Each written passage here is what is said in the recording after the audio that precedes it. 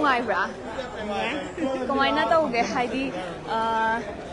kapagi matang yam yawbuda film se kappa budi yam kap foto phone na mi man namine pagai dia yam kap ya nusiye fast ka part 2 ge ka mane na ai di part 2 ne hele khale part 2 ya ta nungai jar film nungai bro khoi cái nó tao vi bra khoi wari sa na YouTube ta vi bra YouTube ta ngai cool sister cái nó ze khoi wari ta gi baga samai na film ne thola ko ka mane hena nungai adum hajik se adum film jine nungai khoi na wari ta gi bada imagination tau gi bada ado hero heroine ni simak ne na mai am loi hai nei ba ado ai su wari se tai ado sister her wari se am pam na ta biram do male ningsinga kano salai ge de yamna nuksina raga lei ge china gi bagi matang do adu chakmana na ubi bra phang bra mari du da khoina matam du da di nungdang da ga ngai ra ko episode ka se yamna wa na ga ngai zaraga kamai tor ka da khala ga ngasi mit mang da ga urak pa je adu ki matik ke hai ni yam ngai zaba po ko do u gi ba saktam du ma urak pa do hai di wakhanda wari do tar ga di wakhanda sagat ja gi bani na nungdang du da di adu ga ngasi mit mang ji da khagau da na urak pa ji da hai di imagination ma urak pa du da adu ki matik ngai zaba po live hazard se khogajil 360 ki live ne foreign sister ne yung hello guys to foreign ying bio khoi gi sister se wari amna tabi ba sister ne khoi Bruce entertainment ki wari am tabi ram gani na ta je especially corona gi matam do ko haidi covid ki matam do da khoi haidi akhoi gi manipur gi story collection Bruce collect lairiba mayam je punamak story punamak se haidi upgrade to gi baje corona gi matam da ne na khanjai haidi mi punamak se matam do da pandemic oidana wakhan je nuai tana leiba matam da sumaina entertainment ama bibirak tuna wakhan santi leina nuai na bagi macha amasu oige ain haizani ba na siri mit mang da ugo phangjare khoina sister gi mingam da habi le ai gi ming bijapti to makhalikai khoi gi sister bijapti se wari amna tabi ba sister ne wari am tabi ba khoi gi viewers to so idana yawi rakani aduna mami lai bi part 2 se am nungai hai mai se so dana yeng yo sister ba khagat chai hena mai pa pasu oibiyo mami gi lai rem bibu hena maming chai pa ma oibiyo hai haizani khagat chai thank you film nungai bro nungai ya part 1 ga 2 ga ka man hena nungai ya part 1 na di hele part 1 na di hela ado nungai kan loi khre ba adu season 3 ong tholaki dori na au swing ai da chahi ani mu ngai da wale da bakale adu na khoi director producer na season 3 se khoi part 3 se yam thuna buthok piro khoi sister je wari am tabi ram ga da wale si wai ta ga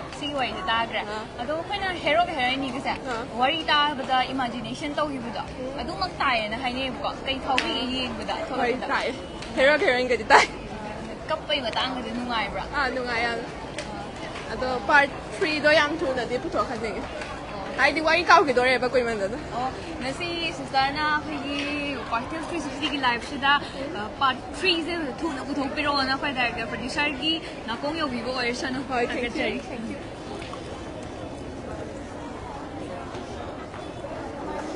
ima film nungai bra Nungai. part 1 yeng ki bra Part 1 chứ dừng rồi. tu Tu zo mo yen ni. em mane hena nungai ga Nungai ba di loi mang nungai ba ko. Wari do loi ni si ba ko. Ado ba wa de nga si na khare hen ba ko. Mana ko ni nung si so. mama na ga chai ma ba ni ko la ka chai bi ba ko pi ba ta bu do. Ma ni ka su kham ja da ba do. Ado la pak chai ba. Kau nungai zai brother film nungai bi bra nungai kena brother se nupa mo oi na ko yum ban bi ro ba panjat pakhang ne ba brother gi mingi ko ga tom ching am to ado ngasi se kai no yamna haidi yamna unique oina khoi gi brother se tonga na khak oina uzei ba ko leisa ga lambi rei se ai dom chachai akhoi me dai gi ngak chai hai ta kai lam de gi oi bi don na chekon da gi chekon de ga ming leisa ngom ta hai bi ai gi ming na tom ching am ba lai from na chekon ngasi se mami gi lai mb part 2 khoi gi fast show gi premiere show khoi gi ahan ba tangka ki brother se na keno se leisa ga nambi raga yam sing na khoi mai te gi chatnabi inat pu yokhacha ba khoi kanglai pa ki leisa se thadok na ba yadra ba khoi gi kanglai pa ka sagona ra ba leisa ne khoi gi lai pak ta na pi se ꯍꯦꯛ ꯌꯦꯡꯕꯗ ꯃꯌꯥꯝꯒ ꯃꯥꯟꯅꯗꯕ ꯑꯃꯈꯛ ꯎꯖꯕ ꯑꯗꯣ ꯃꯃꯤꯒꯤ ꯂꯥꯏꯔꯦꯝꯕꯤ part 2ꯁꯦ ꯅꯨꯡꯉꯥꯏꯕ꯭ꯔꯥ ꯀꯩ ꯌꯦꯡꯕꯗ ꯀꯩ ꯐꯥꯎꯕꯤꯒꯦ ꯅꯨꯡꯉꯥꯏꯌꯦ ꯑꯗꯣ ꯑꯃꯨꯛ ꯄꯥꯔꯠ ꯑꯃꯃꯨꯛ ꯂꯩꯔꯤ ꯃꯥꯜꯂꯦ ꯑꯗꯨ ꯑꯃꯨꯛ ꯌꯦꯡꯖꯈꯤꯅꯤ ꯍꯥꯏꯇꯥꯔꯦ ꯃꯌꯥꯝ ꯍꯥꯏꯗꯤ ꯃꯃꯥꯡꯗ ꯁꯤꯁꯇꯔ ꯑꯃꯅꯁꯨ ꯍꯥꯏꯕꯤꯔꯝꯃꯦ ꯄꯥꯔꯠ 3ꯁꯦ ꯉꯥꯏꯖꯔꯤꯅ ꯑꯗꯣ ꯑꯩꯈꯣꯏ ꯌꯦꯡꯉꯨꯕꯒꯤ ꯅꯨꯡꯁꯤ ꯅꯨꯡꯉꯣꯟꯒꯤ ꯃꯇꯥꯡꯁꯦ ꯀꯃꯥꯏꯅ ꯇꯧꯕꯤꯒꯦ ꯐꯥꯎ ꯑꯗꯨꯝ ꯀꯩ ꯍꯥꯏꯗꯣꯏꯅꯣ ꯈꯪꯗꯦ ꯑꯗꯨꯝ ꯅꯨꯡꯉꯥꯏ ꯍꯥꯏꯇꯥꯔꯦ ꯄꯥꯔꯠ 3ꯗ ꯑꯃꯨꯛ ꯉꯥꯏꯃꯤꯟꯅꯔꯁꯦ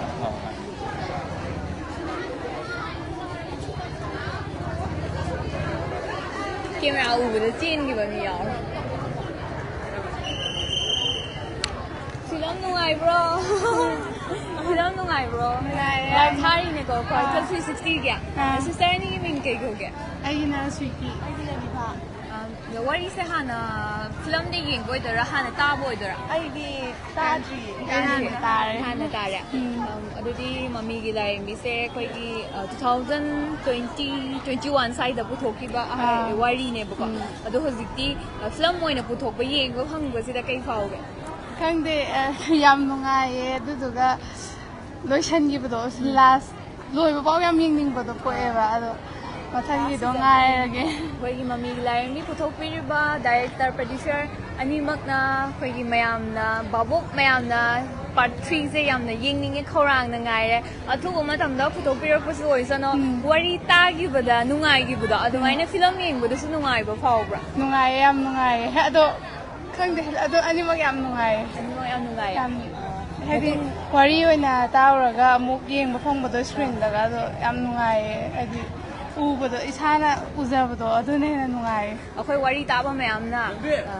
ꯐꯤꯂꯝ ꯑꯣꯏꯅ ꯄꯨꯊꯣꯛꯄꯤꯔꯛꯄꯁꯦ ꯗꯥꯏꯔꯦꯛꯇꯔ ꯄ꯭ꯔꯣꯗ꯭ꯌꯨꯁꯔꯅ ꯑꯩꯈꯣꯏꯅ ꯇꯧꯔꯤꯕ ꯏꯃꯥꯖꯤꯅꯦꯁꯟ ꯃꯌꯥꯝꯗꯣ ꯗꯥꯏꯔꯦꯛꯇꯔ ꯄ꯭ꯔꯣꯗ꯭ꯌꯨꯁꯔꯗ ꯑꯣꯏꯗꯣꯏꯅꯦꯕ ꯚꯥꯕꯣꯛ ꯃꯌꯥꯝꯒꯤ ꯀ꯭ꯔꯦꯗꯤꯠꯇ ꯑꯗꯨꯒꯤ ꯃꯊꯛꯇ ꯑꯃꯨꯛ ꯑꯩꯈꯣꯏꯒꯤ ꯁꯛꯇꯝ ꯂꯥꯡꯉꯤꯕ ꯑꯥꯔꯇꯤꯁꯁꯤꯡꯁꯤꯁꯨ ꯂꯣꯏꯅ ꯃꯔꯨ ꯑꯣꯏꯌꯦꯕꯀꯣ ꯑꯗꯨꯅ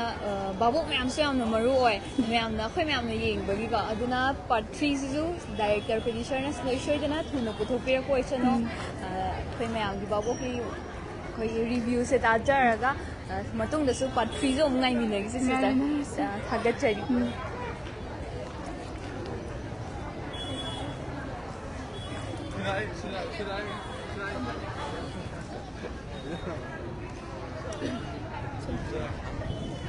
ꯀꯩꯅꯣ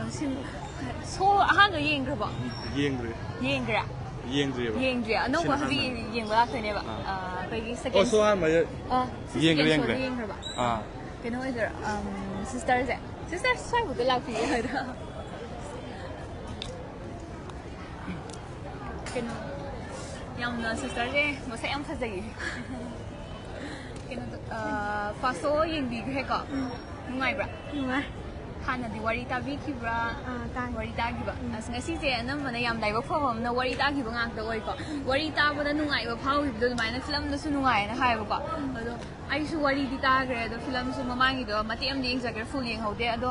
ꯄꯥꯔꯠ 2ꯁꯦ ꯑꯩꯁꯨ ꯍꯣꯔꯦꯟꯁꯦ ꯌꯦꯡꯒꯦꯅ ꯈꯜꯂꯤꯕꯀꯣ ꯑꯗꯣ ꯁꯤꯁꯇꯔ ꯍꯣꯏꯅ ꯍꯥꯟꯅ ꯌꯦꯡꯕꯤꯔꯕꯅꯤꯅ ꯃꯃꯥꯡꯒꯤ ꯅꯨꯡꯉꯥꯏꯕꯗꯨꯒ ꯍꯧꯖꯤꯛꯀ ꯀꯩ ꯈꯦꯠꯅꯒꯦ ꯑꯅꯤꯁꯦ ꯍꯧꯖꯤꯛꯅ ꯑꯃꯨꯛ ꯈꯔ ꯈꯔ ꯅꯨꯡꯁꯤꯅꯕ ꯍꯧꯔꯛꯇꯣꯔꯦꯕ ꯑꯗ ꯃꯊꯪꯅ ꯑꯃꯨꯛ ꯅꯨꯡꯉꯥꯏꯕ ꯍꯦꯟꯅ ꯑꯩꯈꯣꯏꯒꯤ ꯄꯥꯔꯠ 3 ꯑꯃꯨꯛ ꯂꯩꯈꯤꯗꯧ ꯃꯥꯜꯂꯦꯕꯀꯣ ꯑꯗꯣ ꯃꯌꯥꯝꯒꯤ ꯔꯤꯚ꯭ꯌꯨꯒꯤ ꯑꯣꯏꯅ ꯑꯩꯈꯣꯏꯒꯤ ꯚꯥꯕꯣꯛ ꯃꯌꯥꯝꯒꯤ ꯔꯤꯚ꯭ꯌꯨꯒꯤ ꯑꯣꯏꯅ ꯑꯩꯈꯣꯏꯒꯤ ꯑꯍꯨꯝꯁꯨꯕ ꯄꯥꯔꯠꯁꯦ ꯁꯨꯡꯁꯣꯏ ꯁꯣꯏꯗꯅ ꯗꯥꯏꯔꯦꯛꯇꯔ ꯄ꯭ꯔꯣꯗ꯭ꯌꯨꯁꯔꯅ ꯑꯊꯨꯕ ꯃꯇꯝꯗ ꯄꯨꯊꯣꯛꯄꯤꯔꯛꯄ ꯑꯣꯏꯁꯅꯣ ꯑꯩꯈꯣꯏ ꯃꯌꯥꯝꯅ ꯈꯧꯔꯥꯡꯅ ꯉꯥꯏꯖꯔꯤ ꯊꯥꯒꯠꯆꯔꯤ ꯁꯣꯝ ꯅꯥꯀꯟꯗ ꯆꯠꯂꯨꯁꯤ ꯂꯥꯛꯑꯣ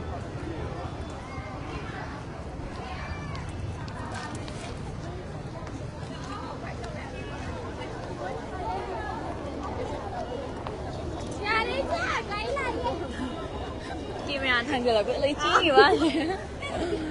ꯌꯦꯡꯕ ꯂꯥꯛꯏꯔꯣ ꯂꯥꯛꯈ꯭ꯔꯕꯣ ꯍꯥꯟꯅ ꯌꯦꯡꯈ꯭ꯔꯕ ꯁꯣꯁꯦ ꯁꯣ ꯌꯦꯡꯕ ꯂꯣꯏꯔ ꯊꯣꯛꯂꯛꯏꯅꯦꯕ ꯎꯖꯍꯧꯗ꯭ꯔꯦ ꯁꯤꯁꯇꯔꯁꯦ ꯀꯩ ꯂꯝꯗꯒꯤ ꯑꯣꯏꯗꯣꯏꯅꯣ ꯈꯨꯝꯕꯣꯡ ꯈꯥꯏꯒꯦꯝꯗꯩ ꯈꯨꯝꯕꯣꯡꯗꯒꯤ ꯉꯁꯤꯒꯤ ꯃꯃꯤ ꯂꯥꯏꯔꯦꯝꯕꯤ ꯄꯥꯔꯠ 2ꯁꯦ ꯃꯌꯥꯝ ꯊꯣꯛꯂꯛꯇꯣꯔꯦ ꯍꯥꯏꯕꯗ ꯇꯤꯀꯦꯠꯀꯁꯦ ꯁꯤꯠꯀ ꯐꯪꯅꯗꯦꯕꯀꯣ ꯍꯥꯟꯅ ꯕꯨꯀꯤꯡ ꯇꯧꯕ ꯑꯣꯏꯗꯣꯏꯔꯥ ꯍꯥꯟꯅ ꯇꯧꯋꯦ ꯍꯥꯏꯕꯗꯤ ꯁꯣꯁꯦ ꯑꯩꯈꯣꯏ ꯎꯠꯇꯣꯔꯦ ꯀꯥꯏꯅ ꯍꯥꯏꯕꯗꯤ ꯌꯦꯡꯅꯤꯡꯕꯅ ꯏꯈꯧ ꯂꯥꯡꯕ ꯂꯥꯡꯇꯛꯅꯕ ꯑꯗꯨꯒꯨꯝꯕ ꯐꯥꯎꯕ꯭ꯔꯥ ꯍꯣꯏ ꯐꯥꯎꯋꯦ ꯐꯤꯂꯝꯁꯦ ꯑꯩꯈꯣꯏ ꯌꯨꯝꯒꯤꯗ ꯅꯝꯃꯦꯕꯀꯣ ꯍꯥꯟꯅ ꯑꯗꯨ ꯅꯝꯕꯁꯤꯗꯩ ꯍꯧꯅ ꯑꯗꯨꯝ ꯌꯦꯡꯅꯤꯡꯉꯦ ꯍꯥꯏꯇꯥꯔꯦ ꯅꯝꯕ ꯍꯧꯕꯗꯒꯤ ꯋꯥꯔꯤꯁꯨ ꯇꯥꯕ ꯌꯥꯎꯈ꯭ꯔꯕ ꯍꯣꯏ ꯍꯣꯏ ꯌꯥꯎꯔꯦ ꯋꯥꯔꯤ ꯇꯥꯈꯤꯕꯗꯨꯅ ꯍꯦꯟꯅ ꯏꯈꯧ ꯂꯥꯡꯉꯤꯅꯦꯕ ꯑꯁ ꯀꯃꯥꯏꯅ ꯇꯧꯖꯥꯠꯅꯣꯅꯦ ꯀꯥꯏꯅ ꯑꯩꯈꯣꯏꯒꯤ ꯇ꯭ꯔꯦꯖꯔ ꯃꯇꯦꯛ ꯃꯇꯦꯛ ꯊꯥꯔꯛꯄꯗꯒ ꯌꯦꯡꯅꯤꯡꯕ ꯌꯥꯝ ꯐꯥꯎꯕꯗꯣ ꯑꯗꯨꯒꯨꯝꯕꯁꯦ ꯃꯤ ꯃꯌꯥꯝꯁꯦ ꯌꯥꯝ ꯐꯥꯎꯅꯩꯕ ꯑꯗꯣ ꯃꯃꯤꯒꯤ ꯂꯥꯏꯔꯦꯝꯕꯤ 2ꯁꯦ ꯁꯤꯗꯅ ꯅꯨꯡꯁꯤꯅꯕꯗ ꯍꯧꯔꯛꯑꯒ ꯃꯌꯥꯝꯅ ꯂꯣꯏꯁꯤꯟꯒꯦ ꯍꯥꯏꯕꯀോ ꯍꯣꯏ ꯂꯣꯏꯁꯜꯂꯦ ꯆꯥꯛꯄꯒ ꯐꯥꯎꯕ ꯂꯣꯏꯔꯛꯄꯩꯁꯤꯗ ꯅꯨꯡꯁꯤꯅꯕ ꯍꯧꯔꯒ ꯍꯣꯏ ꯑꯗꯒꯤ ꯁꯂꯥꯏ ꯉꯥꯟꯕꯅꯒ ꯅꯨꯄꯤꯁꯦ ꯂꯨꯅ ꯇꯧꯕ ꯍꯧꯔꯒ ꯃꯃꯥꯅꯒ ꯊꯤꯅ ꯇꯧꯕꯗꯣ ꯑꯗꯨꯒꯨꯝꯕ ꯃꯇꯥꯡꯗꯨꯗ ꯑꯗꯨꯒꯨꯝꯕ ꯃꯇꯥꯡꯁꯤꯗ ꯃꯃꯥꯁꯦ ꯌꯥꯝ ꯁꯥꯎꯅꯤꯡꯉꯦ ꯃꯃꯥꯁꯦ ꯌꯥꯝ ꯁꯥꯎꯅꯤꯡꯉꯦ ꯑꯗꯣ ꯃꯌꯥꯝꯅꯁꯨ 3ꯁꯦ ꯄꯨꯊꯣꯛꯄꯤꯔꯛꯑꯣ ꯌꯥꯝ ꯈꯧꯔꯥꯡꯅ ꯉꯥꯏꯖꯔꯤꯅ ꯍꯥꯏ ꯑꯩꯈꯣꯏ ꯉꯁꯤꯒꯤ ꯂꯥꯏꯚ ꯊꯥꯖꯔꯤꯁꯦ ꯀ꯭ꯋꯥꯀꯩꯊꯦꯜ 360ꯒꯤ ꯂꯥꯏꯚꯅ ꯊꯥꯖꯔꯤꯁꯦ ꯍꯣꯔꯦꯟ ꯑꯩꯈꯣꯏꯒꯤ 360ꯒꯤ ꯈꯨꯠꯊꯥꯡꯁꯤꯗꯒꯤ ꯑꯩꯈꯣꯏ ꯗꯥꯏꯔꯦꯛꯇꯔ ꯄ꯭ꯔꯣꯗ꯭ꯌꯨꯁꯔꯗ ꯌꯧꯕꯤꯗꯅ ꯄꯥꯔꯠ 3ꯁꯦ ꯑꯊꯨꯕ ꯃꯇꯝꯗ ꯄꯨꯊꯣꯛꯄꯤꯔꯛꯄ ꯑꯣꯏꯁꯅꯣ ꯑꯩꯈꯣꯏ ꯃꯌꯥꯝꯅ ꯈꯧꯔꯥꯡꯅ ꯉꯥꯏꯖꯔꯤ ꯁꯤꯁꯇꯔꯁꯤꯁꯨ ꯋꯥꯔꯤ ꯇꯥꯕꯤꯕ ꯑꯃꯗꯤ ꯁꯤꯁꯇꯔ ꯍꯣꯏꯒꯤ ꯌꯨꯝꯗꯁꯨ ꯐꯤꯂꯝꯁꯦ ꯅꯝꯈꯤꯕꯒꯤ ꯍꯥꯟꯅꯁꯨ ꯇꯧꯈ꯭ꯔꯦ ꯍꯥꯏꯌꯦ ꯑꯗꯨꯅ ꯍꯦꯟꯅ ꯌꯦꯡꯅꯤꯡꯕꯗꯣ ꯃꯉꯣꯟꯗ ꯐꯥꯎꯔꯤ ꯁꯤꯁꯇꯔꯗ ꯁꯤꯁꯇꯔꯒꯤ ꯃꯤꯡ ꯑꯝꯇ ꯍꯥꯏꯕꯤꯌꯨꯅꯦ ꯑꯩ ꯃꯣꯅꯤꯀꯥ ꯀꯧ ꯃꯣꯅꯤꯀꯥ ꯀꯧꯋꯦ ꯁꯤꯁꯇꯔ ꯃꯣꯅꯤꯀꯥꯕꯨ ꯊꯥꯒꯠꯆꯔꯤ ꯊꯥꯒꯠꯆꯔꯤ 360 ꯊꯦꯡꯛ ꯌꯨ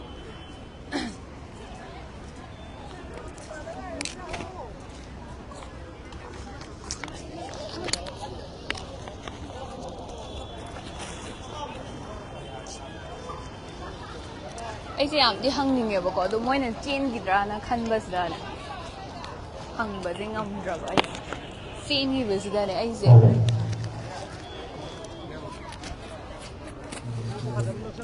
ꯁꯤꯁꯇꯔ ꯍꯣꯏꯁꯦ ꯐꯥꯁ ꯁꯣ ꯌꯦꯡꯕꯤꯔꯨꯔꯕ ꯌꯦꯡꯉꯨꯔꯦꯀꯣ ꯑꯗꯣ ꯋꯥꯔꯤ ꯋꯥꯇꯥꯏ ꯃꯇꯦꯛ ꯑꯝꯇꯪ ꯁꯥꯟꯅꯖ ꯌꯥꯕ꯭ꯔꯥ ꯑꯩꯁꯦ ꯍꯪꯗ꯭ꯔꯗꯤꯀꯣ ꯃꯣꯏꯅ ꯍꯦꯛꯇ ꯆꯦꯟꯈꯤꯕꯁꯦ ꯑꯩꯁꯨ ꯇꯧꯐꯝꯈꯪꯗꯕ ꯁꯤꯁꯇꯔ ꯁꯣꯝꯗ ꯑꯣꯟꯊꯣꯛꯄꯤꯔꯛꯑꯣ ꯑꯩꯈꯣꯏ ꯍꯧꯖꯤꯛꯁꯦ ꯂꯥꯏꯚ ꯊꯥꯖꯔꯤꯅꯦ ꯀ꯭ꯋꯥꯀꯩꯊꯦꯜ 360ꯒꯤ ꯍꯣꯔꯦꯟꯁꯨ ꯑꯗꯨꯝ ꯑꯗꯣꯝꯒꯤ ꯁꯤꯁꯇꯔ ꯍꯣꯏ ꯑꯩ ꯃꯌꯥꯏꯗ ꯂꯦꯞꯆꯒꯦꯀꯣ ꯁꯤꯁꯇꯔ ꯁꯣꯝꯗ ꯂꯦꯡꯈꯠꯄꯤꯔꯛꯑꯣ ꯈꯤꯇꯪ ꯀꯩ ꯂꯝꯗꯒꯤ ꯑꯣꯏꯕꯤꯗꯣꯏꯅꯣ ꯑꯩꯈꯣꯏꯁꯦ ꯂꯝꯗꯤꯡ ꯃꯌꯥꯏ ꯂꯩꯀꯥꯏ ꯂꯝꯁꯥꯡꯂꯣꯝ ꯁꯥꯏꯠꯇꯒꯤ ꯂꯝꯁꯥꯡꯂꯣꯝ ꯁꯥꯏꯠꯇꯒꯤ ꯌꯥꯝ ꯈꯔ ꯑꯗꯨꯝ ꯂꯥꯞꯅꯁꯨ ꯐꯤꯂꯝꯁꯦ ꯌꯦꯡꯕꯤꯕ ꯂꯥꯛꯄꯤꯌꯦ ꯑꯗꯣ ꯐꯤꯂꯝꯁꯦ ꯌꯥꯝꯅ ꯌꯦꯡꯅꯤꯡꯕꯅ ꯏꯈꯧ ꯂꯥꯡꯉꯝꯒꯅꯤ ꯍꯥꯏꯅ ꯈꯟꯖꯩ ꯄꯥꯔꯠ 1ꯗꯁꯨ ꯂꯥꯛꯈꯤꯀꯣ ꯑꯗꯨꯒ ꯄꯥꯔꯠ 2ꯁꯦ ꯊꯣꯛꯂꯛꯇꯣꯔꯦ ꯍꯥꯏꯕꯗ ꯃꯌꯥꯝꯁꯦ ꯏꯔꯥꯡ ꯑꯃ ꯌꯥꯝ ꯇꯧꯅꯈꯤꯕꯀꯣ ꯑꯗꯨ ꯍꯥꯏꯕꯗꯤ ꯍꯥꯟꯅ ꯕꯨꯀꯤꯡ ꯇꯧꯕ ꯑꯣꯏꯔꯝꯗꯣꯏꯁꯨ ꯃꯥꯜꯂꯦ ꯀꯨꯏꯔꯦ ꯑꯩꯈꯣꯏ ꯇꯧꯕ ꯑꯍꯥꯟꯕ 21ꯗ ꯀꯥꯞꯅꯤ ꯇꯧꯕꯩꯗꯣ ꯑꯗꯨꯏꯗ ꯑꯩꯈꯣꯏꯗꯣ ꯇꯧꯔꯦꯕ ꯑꯗꯨꯗ ꯏꯁꯤꯡ ꯆꯥꯎꯕꯒꯤ ꯂꯦꯞꯈꯤꯕꯗꯣ ꯑꯗꯨꯗ ꯑꯩꯈꯣꯏꯁꯦ ꯑꯁ ꯑꯃꯨꯛ ꯀꯨꯏꯊꯔꯅꯤ ꯀꯥꯏꯅ ꯑꯩꯈꯣꯏꯗ ꯅꯨꯡꯉꯥꯏꯇꯕ ꯑꯗꯨꯃꯥꯏꯅ ꯇꯧꯋꯦ ꯉꯁꯤꯒꯤ ꯐꯤꯂꯝꯁꯦ ꯍꯥꯟꯅꯗꯤ ꯅꯨꯡꯁꯤ ꯅꯨꯡꯉꯣꯟꯒꯤꯗꯤ ꯌꯥꯎꯗꯕꯤꯗ ꯉꯁꯤꯗ ꯅꯨꯡꯁꯤꯅꯕ ꯍꯧꯔꯛꯑꯀꯥꯟꯗ ꯑꯩꯈꯣꯏꯒꯤ ꯂꯣꯏꯁꯟꯈꯤꯕꯅꯦꯅ ꯃꯥꯅꯦ ꯌꯥꯝ ꯆꯥꯛꯑꯦ ꯑꯗꯣ ꯃꯃꯥꯡꯒꯤꯗꯣ ꯁꯨꯃꯥꯏꯅ ꯂꯣꯏꯔꯅꯤ ꯈꯜꯂꯦꯕ ꯑꯩꯈꯣꯏꯗꯤ ꯍꯟꯗꯛꯇ ꯃꯣꯏꯅ ꯑꯩꯈꯣꯏꯒꯤ ꯆꯥꯎꯝꯕꯒꯤ ꯈꯣꯠꯄꯒꯤ ꯚꯤꯗꯤꯑꯣ ꯌꯥꯎꯕꯗꯣ ꯑꯗꯨꯗ ꯂꯣꯏꯔꯅꯤ ꯈꯜꯂꯒ ꯑꯩꯈꯣꯏꯗꯣ ꯃꯃꯥꯡꯗ ꯎꯕ ꯐꯪꯈꯤꯗꯕ ꯁꯤꯟꯁꯤꯡꯗꯣ ꯐꯪꯒꯅꯤ ꯈꯜꯂꯦ ꯑꯗꯨꯒ ꯑꯃꯨꯛꯁꯨ ꯍꯟꯗꯛꯅ ꯑꯃꯨꯛꯀ ꯍꯦꯟꯅ ꯆꯥꯍꯟꯕꯗꯣ ꯑꯣꯏꯔꯦ ꯑꯗꯣ ꯑꯩꯈꯣꯏꯒꯤ ꯉꯁꯤꯒꯤ ꯐꯤꯂꯝꯁꯤꯕꯨ ꯊꯋꯥꯏ ꯍꯥꯞꯄꯤꯔꯤꯕ ꯑꯩꯈꯣꯏꯒꯤ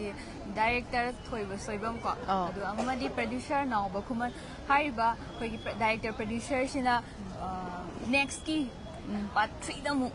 ꯑꯩꯈꯣꯏ ꯃꯌꯥꯝꯅ ꯌꯦꯡꯅꯤꯡꯉꯤꯕꯁꯤ ꯌꯦꯡꯕ ꯐꯪꯍꯟꯕꯤꯗꯣꯏꯅꯦꯕ ꯑꯃꯗꯤ ꯁꯤꯗ ꯌꯥꯎꯔꯤꯕ ꯑꯩꯈꯣꯏꯒꯤ ꯑꯥꯔꯇꯤꯁꯁꯤꯡ ꯍꯥꯏꯇꯥꯔꯦꯀꯣ ꯑꯍꯜ ꯂꯃꯟ ꯑꯗꯒꯤ ꯑꯩꯈꯣꯏꯒꯤ ꯑꯥꯔꯇꯤꯁ ꯃꯌꯥꯝ ꯌꯥꯎꯔꯦ ꯁꯤꯗ ꯑꯗꯨꯅ ꯌꯦꯡꯕ ꯃꯇꯝꯗ ꯑꯩꯈꯣꯏꯅ ꯋꯥꯔꯤ ꯇꯥꯈꯤꯕꯗ ꯏꯃꯥꯖꯤꯅꯦꯁꯟ ꯇꯧꯈꯤꯕꯗꯣ ꯑꯗꯨꯗꯨꯃꯛꯅꯦꯕꯀꯣ ꯑꯩꯈꯣꯏꯅ ꯎꯕ ꯐꯪꯉꯤꯁꯦ ꯑꯗꯨꯗ ꯍꯥꯟꯅ ꯎꯈꯤꯕꯗꯨꯒ ꯍꯥꯏꯕꯗꯤ ꯋꯥꯔꯤꯗꯗꯤ ꯑꯩꯈꯣꯏꯗꯤ ꯋꯥꯈꯜꯅ ꯁꯥꯒꯠꯄꯅꯤꯗꯅ ꯁꯤꯗꯅ ꯗꯥꯏꯔꯦꯛ ꯃꯤꯠꯅ ꯎꯕ ꯐꯪꯕꯅꯦꯕ ꯊꯃꯣꯏꯗꯒ ꯀꯃꯥꯏꯅ ꯐꯥꯎꯒꯦ ꯐꯥꯎꯋꯦ ꯑꯩꯈꯣꯏꯒꯤ ꯋꯥꯔꯤꯗꯤ ꯆꯨꯝꯅ ꯑꯃꯅ ꯂꯤꯔꯒ ꯑꯗꯨꯝ ꯑꯩꯈꯣꯏꯅ ꯇꯥꯕꯅꯤꯗꯅ ꯑꯗꯨꯐꯥꯎꯗ ꯅꯨꯡꯉꯥꯏꯔꯤꯅꯦꯕ ꯑꯗꯣ ꯍꯧꯖꯤꯛꯁꯤꯅ ꯑꯦꯛꯁꯟꯒ ꯇꯧꯔꯒ ꯍꯦꯔꯣꯅꯒ ꯇꯧꯕꯒꯗꯣ ꯌꯥꯝꯅ ꯑꯩꯈꯣꯏꯗ ꯌꯥꯝ ꯅꯨꯡꯉꯥꯏꯕꯗꯣ ꯑꯣꯏꯌꯦ ꯍꯦꯔꯣꯁꯦ ꯁꯂꯥꯏ ꯉꯥꯟꯕ ꯁꯥꯕꯗ ꯑꯗꯨꯝ ꯆꯥꯅꯩ 100%. ꯑꯩꯈꯣꯏꯅꯁꯨ ꯌꯥꯝ ꯄꯥꯝꯖꯕ ꯖꯦꯝꯁꯅꯦ ꯑꯗꯨꯒꯤ ꯑꯗꯣ ꯄꯥꯔꯠ 3ꯁꯤꯁꯨꯀꯣ ꯃꯌꯥꯝ ꯌꯦꯡꯗꯒꯤ ꯉꯥꯏꯔꯕꯅꯦ ꯉꯥꯏꯕ ꯌꯥꯝ ꯊꯨꯅ ꯄꯨꯊꯣꯛꯄꯤꯔꯛꯑꯣ ꯍꯥꯏꯅꯤꯡꯉꯤ ꯊꯥꯒꯠꯆꯔꯤ ꯁꯤꯁꯇꯔ ꯊꯦꯡꯛ ꯌꯨ ꯅꯥꯀꯟꯒꯤꯗ ꯂꯩꯔꯝꯗ꯭ꯔꯦ ꯃꯤꯒꯩꯁꯦ ꯂꯣꯏꯅ ꯆꯠꯈ꯭ꯔꯦ ꯁ꯭ꯋꯥꯏꯗ ꯅꯦꯅꯦ ꯈꯔ ꯂꯩꯖ ꯁꯤꯗ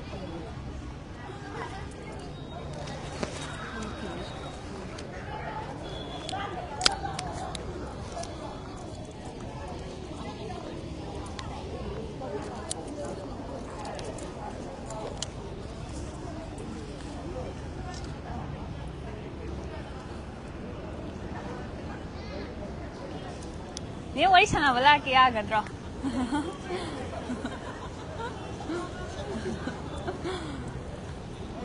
ꯃꯣꯏ wari sanaba talle hai. Wari sanaze abra. Mama. Film kano second show yeng dora. Yeng mure ko. Kailam dagi oi bidono. Malom dagi. Ko Kaitel 360 ki live ne khoi se sister se mami ki live bi musen part 1 loi gre ngasi na part 2 ne ba ko. Wari ka se tabi brahana.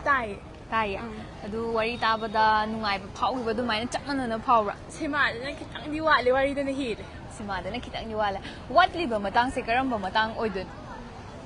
Haidi acting do ka. Waridana haidi udabani hena male ba. Udabani hena male ba. Hoi haidi asengwada simadana haidi kitang wat pa do na toy. ado wat pase khoi gi kaino habadi film gi shinjidana wari dana mayam yam duni film dana khagi bedo adu gi oidane ba ado next ki part 3 mu leri hai adu di yeng bala pigadra lakani ado khoi mami laim bi hai film sigi yamna hobadina loiba phaba wari su ta ba film su yeng ba pegi sister oidane sister se ke hotna bi Ay class 10 ka da ngai. Class 10 ka da ngai ya. Pai sister se yamna wakhal losing leiba sister oidani ko. Ado exam handak mathang di da tha doi na tra. Hantak ki tha da. Handak ki tha doi ne. Ado sister tu exam tha bada hena mai ba ko oibio aduga part 3 da su yengula piu soidana haga chari. Wari thana se. Mami gi lain bi se akoina wari da mayam ta gre ko sade wari da yamna hit chat ki ba YouTube da wari da yam hit chat ki ba kaino ne swai na bai bi ko ai se te chanjar akoi mayam na wari da ta gi ba dumai na khoi film sida su yeng ba da kari phaubi gi nungai gi ha ba do khoi babok mayam na hydra di sida yari ba artist amadi director producer mayam sa akoi na mayam nungai ba phong habadi nungai ta ha ba pau dam makan ba sigi film sigi mayam na khangna doine ba ko aduna part 1 da di mayam na nungai gre na haibi ko 2 je tujizu adum nungai haidi wari de tabaga haidi film do oina direct oina puthorok pasiga ko haidi wari de tagi baduga film do oina onthok pirak pasida haidi direct oina haidi akhoi gi sa da wari de tagi ba dumaina film di de oithorok pase mimang de tongthorok pase haidi wari du yam chana na adaidi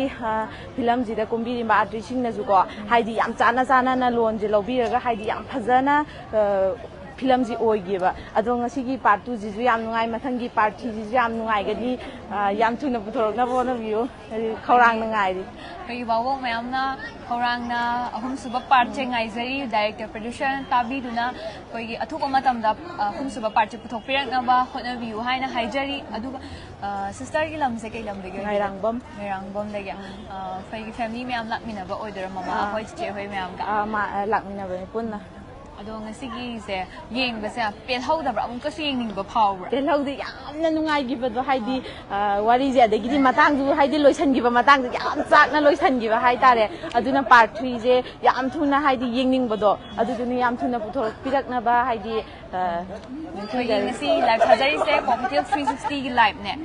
akhoi Cocktail 360 gi live ki khutang de gi director producer an tabi duna ahum suba part se so ichoi dana athuba mathang da puthok pirak na ba koi nising jari sister bu thagat jari koi sumaina film se yengora ga nungai ba mayam paudam bi bagi da mota wari sana se abirak bagi atei di sum camera on jam bana ko ikai bagi chin gi ba kai ba sister yam thagat jari thank you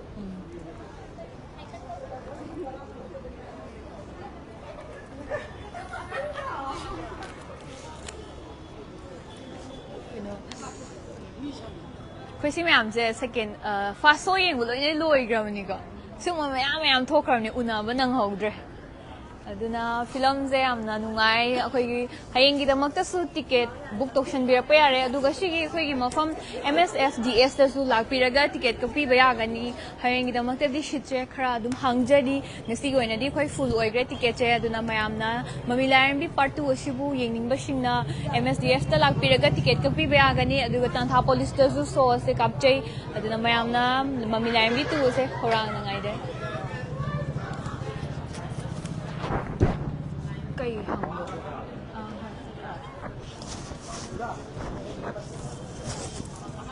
kai hangbo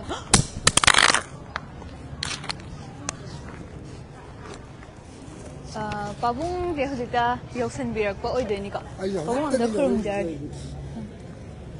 ꯍꯧꯖꯤꯛꯇꯅ ꯌꯧꯔꯛꯏꯁꯦ ꯐꯪꯁꯟꯒꯤ ꯌꯥꯎꯅꯕꯒꯤ ꯐꯪꯁꯟ ꯄꯩꯁꯥ ꯇꯧꯒꯗꯕ ꯄꯥꯕꯨꯡꯁꯦ ꯅꯍꯥꯟꯋꯥꯏ ꯑꯩꯈꯣꯏꯅ ꯑꯉꯥꯡ ꯑꯣꯏꯔꯤꯀꯥꯟꯗ ꯎꯖꯕꯗꯗꯤꯀꯣ ꯍꯥꯏꯕꯗꯤ ꯁꯛꯐꯝꯗꯤ ꯀꯩꯝꯇ ꯀꯥꯏꯗꯦ ꯈꯤꯇꯪ ꯑꯍꯟ ꯑꯣꯏꯁꯟꯕꯗꯣ ꯄꯥꯕꯨꯡ ꯆꯍꯤ ꯀꯌꯥ ꯁꯨꯕꯤꯔꯒꯦ ꯆꯍꯤꯗ ꯍꯪꯉꯥꯅꯨ ꯍꯥꯏꯗꯤ ꯆꯍꯤ ꯌꯥꯝꯃꯦ ꯆꯍꯤꯅ ꯌꯥꯝꯃꯒ ꯐꯖꯕꯁꯦ ꯉꯥ ꯈꯛꯇꯅꯤ ꯃꯤꯗꯗꯤ ꯌꯥꯗꯦ ꯑꯗꯣ ꯄꯥꯕꯨꯡꯁꯨ ꯑꯗꯨꯝ ꯐꯖꯩꯗ ꯐꯖꯔꯤꯕ꯭ꯔꯥ ꯐꯖꯔꯤ ꯄꯥꯕꯨꯡ ꯐꯪꯁꯟ ꯌꯥꯎꯅꯕ ꯃꯅꯨꯡꯗ ꯂꯦꯡꯁꯤꯟꯕꯤꯔꯣꯗꯣꯏꯔꯥ ꯆꯪꯗꯣꯔꯕꯅꯤ ꯂꯩꯖꯍꯧꯔꯒꯦ ꯄꯥꯕꯨꯡ ꯏꯃꯥ ꯍꯣꯏꯅ ꯉꯟꯅ ꯍꯥꯏꯕꯗꯤ ꯅꯨꯡꯗꯥꯡ ꯋꯥꯏꯔꯝꯗ ꯌꯦꯡꯕꯅ ꯍꯦꯟꯅ ꯏꯪꯊꯔꯀꯥꯟꯗ ꯌꯦꯡꯒꯦꯅ ꯈꯟꯕꯤꯕꯩ ꯁꯦꯀꯦꯟ ꯁꯣꯁꯦ ꯈꯟꯕꯤꯔꯤꯔꯥ ꯑꯗꯨꯅꯦ ꯑꯩꯈꯣꯏ ꯈꯜꯂꯤꯁꯦ ꯀꯩ ꯂꯝꯗꯒꯤ ꯂꯥꯛꯄꯤꯕꯅꯣ ꯑꯩꯈꯣꯏ ꯀꯩꯕꯤꯗꯒꯤ ꯀꯩꯕꯤꯗꯒꯤ ꯉꯁꯤꯁꯦ ꯑꯩꯈꯣꯏ ꯁ꯭ꯋꯥꯏꯒꯤ ꯑꯅꯛꯄ ꯃꯐꯝꯗ ꯂꯩꯕ ꯃꯤꯈꯩꯁꯤꯗꯤ ꯄꯪꯂꯥꯛ ꯂꯥꯛꯇꯕ꯭ꯔꯥ ꯀꯩꯅꯣꯝ ꯇꯧꯋꯦꯕꯀꯣ ꯑꯗꯨꯝ ꯑꯔꯥꯞꯄꯗꯒꯤ ꯍꯦꯟꯅ ꯂꯥꯛꯄꯤꯌꯦ ꯁꯨꯃꯥꯏꯅ ꯌꯥꯝꯅ ꯑꯩꯈꯣꯏꯒꯤ ꯐꯤꯂꯝꯁꯦ ꯄ꯭ꯔꯤꯃꯤꯌꯔ ꯁꯣ ꯇꯧꯕꯗ ꯊꯋꯥꯏ ꯌꯥꯎꯅ ꯏꯃꯥ ꯍꯣꯏꯅ ꯁꯨꯃꯥꯏꯅ ꯂꯥꯛꯄꯤꯕꯁꯦ ꯌꯥꯝꯅ ꯅꯨꯡꯉꯥꯏꯖꯩ ꯊꯥꯒꯠꯆꯔꯤ ꯗꯥꯏꯔꯦꯛꯇꯔ ꯄ꯭ꯔꯗ꯭ꯌꯨꯁꯔꯅꯁꯨ ꯑꯩꯈꯣꯏꯒꯤ ꯉꯁꯤꯒꯤ ꯀꯣꯀꯇꯦꯜ 360ꯒꯤ ꯂꯥꯏꯚ ꯑꯁꯤꯒꯤ ꯈꯨꯊꯥꯡꯁꯦ ꯌꯦꯡꯕꯤꯔꯒꯗꯤ ꯍꯥꯏꯕꯗꯤ ꯐꯤꯂꯝ ꯑꯁꯤꯕꯨ ꯃꯃꯤ ꯂꯥꯏꯔꯦꯝꯕꯤ 2ꯁꯦ ꯏꯃꯥ ꯌꯦꯡꯕꯗ ꯇ꯭ꯔꯤꯖꯔꯗ ꯃꯇꯦꯛ ꯃꯇꯦꯛꯇꯤ ꯎꯕꯤꯔꯝꯃꯅꯤꯅ ꯈꯜꯂꯦ ꯎꯔꯦ ꯑꯗꯨꯅ ꯌꯦꯡꯅꯤꯡꯕ ꯑꯃ ꯄꯣꯛꯇꯅ ꯂꯥꯛꯏꯅꯦ ꯍꯧꯖꯤꯛ ꯃꯌꯥꯝꯁꯦ ꯑꯗꯣ ꯏꯃꯥ ꯍꯣꯏꯒ ꯂꯥꯛꯃꯤꯟꯅꯕꯈꯩꯗꯤ ꯀꯔꯣꯝ ꯆꯠꯈ꯭ꯔꯖꯥꯠꯅꯣ ꯈꯔ ꯑꯃꯗꯤ ꯂꯩꯍꯧꯔꯕꯣ ꯍꯣꯏ ꯑꯁꯣꯝꯗ ꯆꯠꯈ꯭ꯔ ꯃꯥꯜꯂꯦ ꯑꯩꯅ ꯆꯠꯈ꯭ꯔꯦ ꯏꯃꯥꯒꯤ ꯃꯤꯡꯁꯦ ꯀꯩ ꯀꯧꯕꯤꯒꯦ ꯑꯩ ꯃꯤꯡ ꯂꯣꯏꯇꯥꯡ ꯂꯣꯏꯗꯥꯡ ꯀꯩꯕꯤꯗꯒꯤ ꯏꯃꯥ ꯂꯣꯏꯗꯥꯡꯁꯦ ꯈꯔ ꯑꯩꯈꯣꯏꯒꯤ ꯂꯥꯞꯅ ꯃꯃꯤ ꯂꯥꯏꯔꯦꯝꯕꯤ ꯄꯥꯔꯠ 2 ꯑꯁꯤꯕꯨ ꯌꯦꯡꯅꯕ ꯂꯥꯛꯄꯤꯔꯤꯅꯦ ꯏꯃꯥ ꯍꯣꯔꯦꯟꯁꯦ ꯍꯥꯏꯕꯗꯤ ꯃꯤꯁꯤꯡꯈꯩꯁꯦ ꯌꯥꯝ ꯆꯥꯛꯑꯦ ꯍꯥꯏꯅꯩꯌꯦꯕꯀꯣ ꯍꯣꯔꯦꯟꯁꯦ ꯍꯥꯟꯅꯗꯒꯤ ꯐꯤꯂꯝꯗ ꯊꯋꯥꯏ ꯌꯥꯎꯕꯤꯕ ꯏꯃꯥ ꯑꯣꯏꯗꯣꯏꯅꯦ ꯀꯩꯅꯣ ꯏꯁꯨ ꯑꯣꯏꯗꯣꯏꯔꯥ ꯏꯁꯨ ꯑꯣꯏꯗꯣꯏꯅꯤ ꯏꯁꯨ ꯑꯣꯏꯗꯣꯏꯅꯦ ꯀꯩꯗ ꯍꯥꯏꯕꯗꯤ ꯀꯩꯗ ꯂꯥꯛꯄꯤꯒꯦ ꯑꯩꯈꯣꯏ ꯑꯣꯛꯇꯣ ꯑꯃ ꯔꯤꯖꯥꯞ ꯇꯧꯔ ꯂꯥꯛꯑꯦ ꯑꯣꯇꯣ ꯑꯃ ꯔꯤꯖꯥꯞ ꯇꯧꯔ ꯂꯥꯛꯑꯦ ꯌꯥꯝ ꯅꯨꯡꯉꯥꯏꯖꯔꯦ ꯌꯦꯡꯅꯤꯡꯃꯟꯗꯅ ꯇꯥꯕꯗ ꯀꯩ ꯍꯤꯟꯖꯥꯡ ꯆꯥꯕꯤꯔꯛꯀꯦ ꯁꯤꯗ ꯉꯁꯤꯒꯤꯗꯤ ꯏꯔꯣꯝꯕ ꯑꯣꯏꯅ ꯆꯥꯔꯦ ꯑꯩꯈꯣꯏꯅ ꯊꯥꯏꯅ ꯑꯉꯥꯡ ꯑꯣꯏꯔꯤꯀꯥꯟꯗ ꯐꯤꯂꯝ ꯌꯦꯡꯕ ꯆꯠꯇꯣꯏꯅꯦꯅꯀꯣ ꯍꯣꯔꯦꯟꯗꯤ ꯁꯦꯀꯦꯟ ꯁꯣ ꯆꯠꯇꯣꯏꯅꯦꯅ ꯑꯩꯈꯣꯏ ꯐꯤꯔꯣꯟꯒꯁꯦ ꯂꯥꯡꯗꯅ ꯍꯔꯥꯎ ꯍꯔꯥꯎꯅ ꯍꯣꯔꯦꯟ ꯆꯠꯇꯣꯔꯕꯅꯤ ꯇꯧꯕꯗꯣ ꯑꯗꯨꯃꯥꯏꯅ ꯑꯌꯨꯛꯇꯒꯤ ꯐꯥꯎꯕꯤꯕ꯭ꯔꯥ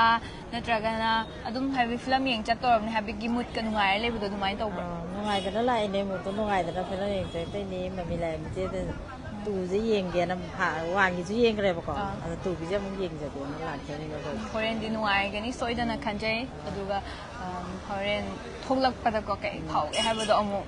ꯏꯃꯥ ꯊꯦꯡꯅꯈꯤꯁꯦ ꯌꯥꯏ ꯊꯥꯒꯠꯆꯔꯤ ꯏꯃꯥꯕꯨ